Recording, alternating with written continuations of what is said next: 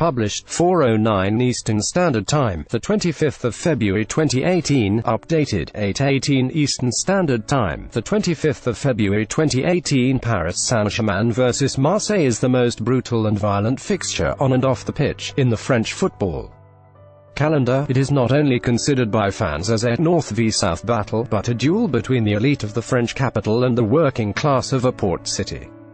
They have the two biggest fan bases in France, both of which are fierce and fanatical. Clashes between them are, sadly, almost inevitable. It is against this backdrop that the two sides play each other twice in 3 days before February is out. They meet first at the Parc des Princes in Ligue 1 on Sunday before clashing in the French Cup quarter-final 3 days later.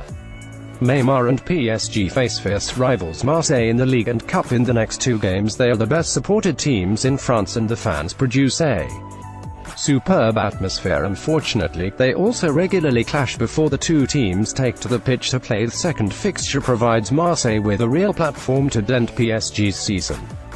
They might be runaway leaders in the league, but Neymar and co are on the brink of a Champions League exit at the hands of Real Madrid.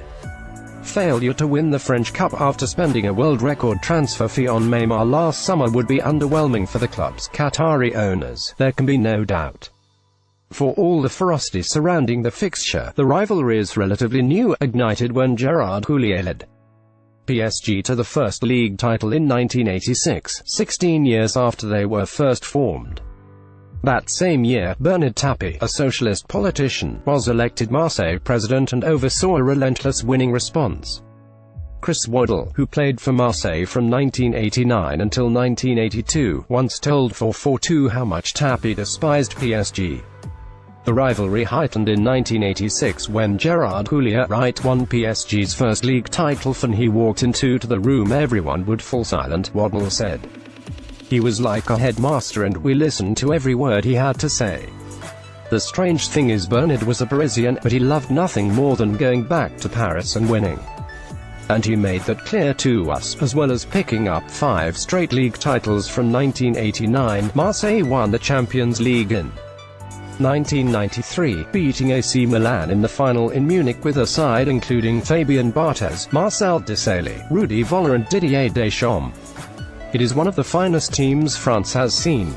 But their empire came crashing down in 1994, when Tapie was caught up in a match-fixing scandal. They were dumped into Ligue 2 and lost the 1993 title. They did not return to France's first tier until 1996, much to PSG's advantage.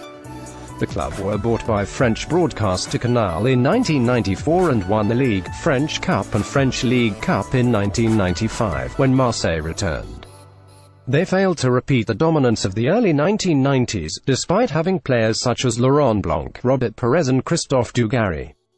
Instead, it was only the clashes among supporters that intensified. When Bernard Tapie left, became Marseille president, they enjoyed unprecedented success, as well as securing 5 straight league titles. Marseille won the Champions League in 1993. In 1995, with Marseille still in Ligue 2, they were drawn against each other in the French Cup.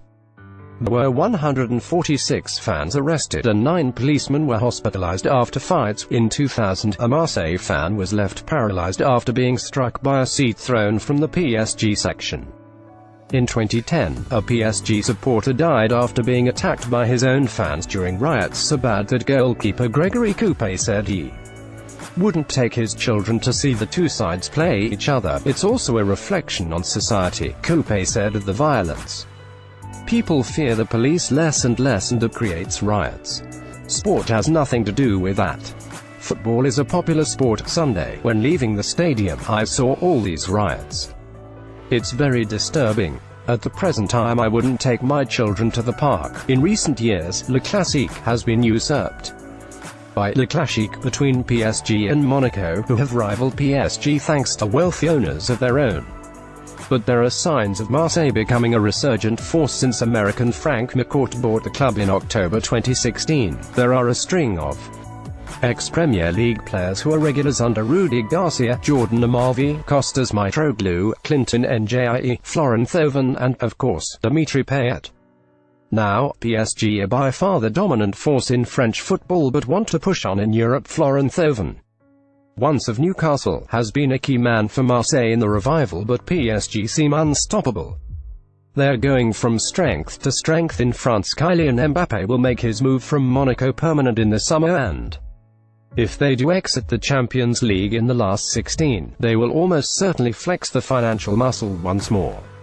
Marseille head into the Ligue 1 clash third in the standings, a point behind second-place Monaco.